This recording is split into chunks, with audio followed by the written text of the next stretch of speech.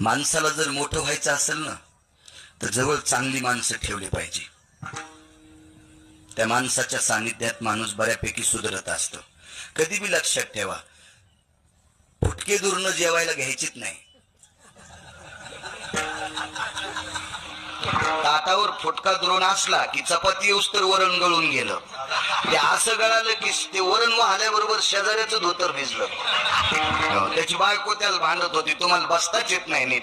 ते म्हणजे मी नीटच बसलो होतो ग, पण शेजाऱ्याचा दुरण फुटला आणि वरण माया खाली आलं. म्हणजे याला तर कोरडीच चपाती खावा लागली कुत्र्यावानी, शेजाऱ्याचं धोतर भरलं. इतकी फुटके दुरण नालायक असते. म्हणून शक्यतो फुटक्या दुरणात खाण्यापेक्षा चपाती करून त्याच्यावर भाजी घेतली पाहिजे. फुटके दुरण कामाची नसते. चांगली माणसं सोबत असं. रावणाला सगळी लोक नाव ठेवते, पण रावण उंचांकतच का होता याचं एकमेव कारण होतं, रावणाकडे 127 लोक विद्वान होते.